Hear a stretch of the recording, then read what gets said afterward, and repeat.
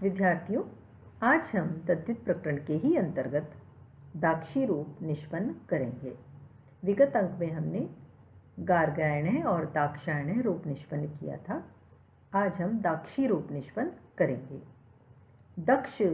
दक्षस्य अपत्यमिति दाक्षी, दक्षस्य अपत्यमिति दाक्षी। हमने दाक्षायण में क्या कहा था? दक्षस्य युवापत्यमिति दाक्षायण, युवापत्य संतान है ना।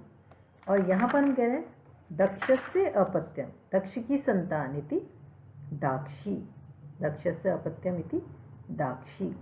यहाँ पर दक्ष गस इस सुबंत से अत ईय सूत्र से ईय प्रत्यय करेंगे। अत ईय सूत्र क्या कह रहा है भाई? अत ईय सूत्र कह रहा है कृत संधि कार्य अदंत प्रातिपदिक प्राकृतिक षष्ट्यंत समर्थ पद से अपत्य अर्थ में विकल्प कर तद्धित संज्ञक ईय प्रत्यय होता है। जहाँ संधि कार्य हो चुका है, कृत संधि कार्य नहीं, जहाँ संधि कार्य हो चुका है, ऐसे अदंत प्रातिपदिक प्राकृतिक षष्ट्यंत समर्थ पद से। जब यहाँ पर जो दक्ष है ये अदंत प्रातिपदिक है ना। इस अदंत प्रातिपदिक से अपत्य अर्थ में हमने क्या करा? तद्धित संज्ञक ईय प्रत्यय किया। दक्ष षष्ट्यंत भी है क्योंकि हम क्या कह रहे हैं? दक्षस्य अपत्यम, तो दक्ष गस षष्ठी भक्ति का जो हमने प्रत्यय लगाया है यहाँ पर, तो ये क्या हो गया? षष्ट्यंत समर्थ पद से। कैसा हो गया? षष्ट्यंत समर्थ पद से। सूत्र कह रहा है अदंत प्रातिपदिक षष्ट्यंत समर्थ पद से अपत्य अर्थ में। तो दोनों चीज हैं, दक्ष है अदंत प्रातिपदिक है, दक्ष के अंत में अ है, अदंत प्रातिपदिक है। हम दक्ष गस इस षष्ट्यंत समर्थ पद से कौन सा प्रत्यय कर रहे हैं? ई है, तो षष्ट्यंत समर्थ पद हो गया क्योंकि गस प्रत्यय का प्रयोग किया है, इसलिए इस षष्ट्यंत समर्थ पद से अपत्य अर्थ में हमने ईय प्रत्यय किया। कौन से सूत्र से? अत ईय सूत्र से ईय प्रत्यय कर दिया। कृतति समासाश्य से प्रातिपदिक संज्ञा सुपो धातो प्रातिपदिकयो से सुप का लोप होकर दक्ष और ईय रूप हमारा निष्पन्न हुआ। तद्धितेषु अचामादे से आदि वृद्धि हुई। दाक्ष और ईय अनुबंध लोप करने पर दाक्ष और ई रूप बना। यचिभम से भ संज्ञक तथा यस्य तीचे से भ संज्ञक आकार का लोप करने पर हमारा दाक्ष शलंत हो गया और ई जब दाक्ष में मिल जाएगा तो हमारा रूप बन जाएगा दाक्षी। अब पुनः प्रातिपदिक संज्ञा सु आदि प्रत्ययों का प्रयोग करके दाक्षी और सु में से स को रुत्व और विसर्ग होकर दाक्षी ही रूप निष्पन्न होता है। दक्ष गस इस षष्ट्यंत दक्ष गस इस षष्ट्यंत समर्थ पद से हम अतीय सूत्र से ईय प्रत्यय करेंगे। सुपो धातो प्रातिपदिक से गस सुप का लुक हो जाएगा। तद्धितेषु अचाम आदि से आदि वृद्धि, क्योंकि ईय में य की इत संज्ञा हो जाती है इसलिए यत परे है। तद्धितेषु अचाम आदि से आदि वृद्धि दाक्ष और ईय। ईय में से य की तो हलंत्यम से इत संज्ञा हो जाएगी, ई शेष रहेगा। अब दाक्ष में जब हमने तद्धितेषु आदि वृद्धि कर दी तो दाक्ष और ई बचा शेष। अब ये दाक्ष में जो क्ष है जिसकी यस्य तीचे से उसके आकार का लोप हो जाएगा और दाक्ष जो है हमारा हलंत में बच जाएगा और ई सिर्फ कर देंगे तो दाक्षी विभक्ति आदि कार्य होकर हमारा दाक्षी ही रूप निष्पन्न हो जाता है। इसी प्रकार से हम बाहवी बना लेंगे। बाहो अपत्यम इति बाहवी, बाहो अपत्यम इति बाहवी। बाहु शब्द से हम भावादिभ्यश्च सूत्र से ईय प्रत्यय करेंगे। बाहु शब्द से भावादिभ्यश्च सूत्र से हमने ईय प्रत्यय किया।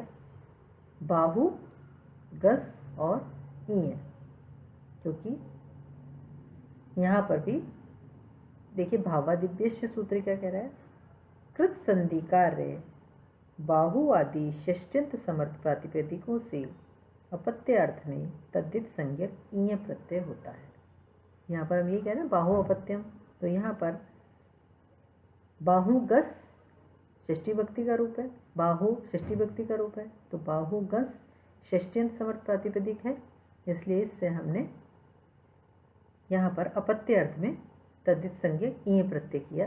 जैसे दाक्षी में हमने अतीय सूत्र से अपत्य अर्थ में ईय प्रत्यय किया था, यहाँ पर ईय प्रत्यय कर दिया। और यहाँ ईय प्रत्यय किससे हुआ, भावादिव्यस्य से, क्योंकि सूत्र कह रहा है बाहु आदि षष्ट्यंत समर्थ प्रातिपदिक से ईय प्रत्यय करना है, तो भावादिव्यस्य सूत्र से होगा। भावादिव्यस्य सूत्र से ईय प्रत्यय किया, षष्ट्यंत समर्थ प्रातिपदिक से परे होना चाहिए। तो जब हम कह रहे हैं बाहो अपत्यम, तो मूल शब्द क्या है, बाहु, बाहो अपत्यम, मूल शब्द क्या है इसमें, बाहु, तभी षष्ठी भक्ति एक वचन में क्या बन रहा है, बाहो। तो बाहु शब्द से हमने गस प्रत्यय किया षष्ठी भक्ति में और ईय प्रत्यय किया। वही प्रक्रिया यह की हलंत्यम से हित संज्ञा ई शेष रहा, कृतद्धित समासाश्य से प्रातिपदिक संज्ञा, सुपो धातु प्रातिपदिक से गस सुप का लुक हो गया, बाहु और ई। अब यहाँ पर यचिभ हमसे पूर्व शब्द समुदाय की हमने भ संज्ञा कर दी और गुणा सूत्र प्रवर्त हुआ, या और गुणा सूत्र से बाहु का जो ओ है उसको एचो अवयव से अवादेश हो जाता है।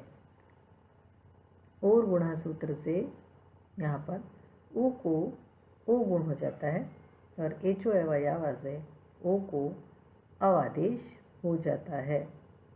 बाह अव और ई, बाह अव और ई, ईचो अवयव से ओ को क्या हो गया, अवादेश, बाह अव और ई। अब यचिभ हमसे हमने यहाँ पर भ संज्ञा करी और गुणा सूत्र से हमने ऊ को गुण ओ कर दिया, बाहो और ई। ईचो अवयव से ओ को हमने अव कर दिया, बाह अव और ई। रूप हमारा बना बाहवी, रूप हमारा क्या बना, बाहवी, बाहवी। और सु अनुबंध लोप होने पर यहाँ पर सु में से बचा स को रुत्व और विसर्ग होकर हमारा रूप बनता है बाहवी। प्रक्रिया वही है दाक्षी और बाहवी की। अंतर क्या है, दोनों की तुलना करते चाहिए। वहाँ हमने बोला है दक्षस्य अपत्यम दाक्षी, यहाँ हम बोल रहे हैं बाहो अपत्यम इति बाहवी। वहाँ हमने अत ईय सूत्र से, क्योंकि दक्ष जो है अदंत है इसलिए अत ईय सूत्र से हमने ईय प्रत्यय किया है। यहाँ पर बाहु शब्द जो है अकार अंत में नहीं है, उकार अंत में है, इसलिए यहाँ हम अतीय सूत्र से नहीं कर सकते हैं। कौन से सूत्र से करेंगे, भावादिव्यश्च। हमें ये भी ज्ञात होना चाहिए कि ये सूत्र यहाँ प्रवृत्त क्यों नहीं हुआ है, क्योंकि अतीय सूत्र कह रहा है अदंत अकार अंत में है जिसके। अब बाहु शब्द में तो उकार है, इसलिए हम यहाँ अतीय सूत्र से अगर यहाँ ये प्रत्यय करेंगे तो वो गलत हो जाएगा, इसलिए भावादिव्यश्च सूत्र से ईय प्रत्यय करेंगे। मूल शब्द क्या है, बाहु, बाहु घस और ईय। जब हम इसका विग्रह करते हैं बाहो अपत्यम, तो वहाँ हम देख लेना चाहिए षष्ठी भक्ति आ रही है, तो मूल शब्द से हम षष्ठी भक्ति लगाएंगे। षष्ठी भक्ति का कौन सा प्रत्यय है, गस, तो बाहु गस और ईय। ईय मैया की इत संज्ञा कर दी, शेष क्या रहा हमारा, ई। प्रक्रिया वही, सुपो धातु प्रातिपदिक से सुप का लुक, बाहु और ई। यचिभ हमसे पूर्व की वह संज्ञा हो गई। यहाँ सूत्र प्रवृत्ति एक और हो जाएगा और गुणा, जो ओ को क्या कर देगा, अवादेश। और गुणा सूत्र ओ को अवादेश कर देगा, तो यहाँ पर ओ को अव होकर बाह अव और ई रूप बन जाएगा, और मिला देंगे तो बाहवी रूप निष्पन्न हो जाएगा। अब प्रथमा विभक्ति एक वचन में हम यहाँ पर सु प्रत्यय करेंगे। सु में से सकार शेष रहेगा, स को रुत्व और विसर्ग कार्य करके हमारा रूप बन जाएगा बाहवी। तो इस प्रकार से हमारा जो आज रूप बना है दाक्षी और बाहवी समान ही है, बिल्कुल व्युत्पत्ति समान है। इधर दक्षस्य अपत्यम, इधर बाहो अपत्यम, दोनों में प्रत्यय भी यही आ रहा है। अंतर यह है कि दाक्षी में अतीय से होगा, यहाँ पर भावादिभ्यश्च से होगा। क्यों होगा ये मैं आपको बता चुकी हूँ। बस भावी में एक सूत्र और आएगा, और गुणा, जो ओ को अवादेश करेगा। बाकी दाक्षी और भावी की प्रक्रिया बिल्कुल समान है। दोनों की तुलना करते जाइए और दोनों रूप सिद्ध करते जाइए। आज हम यहीं तक रूप सिद्ध करेंगे। शेष शब्द जो हैं उनकी सिद्धि हम अगले अंक में करेंगे। धन्यवाद।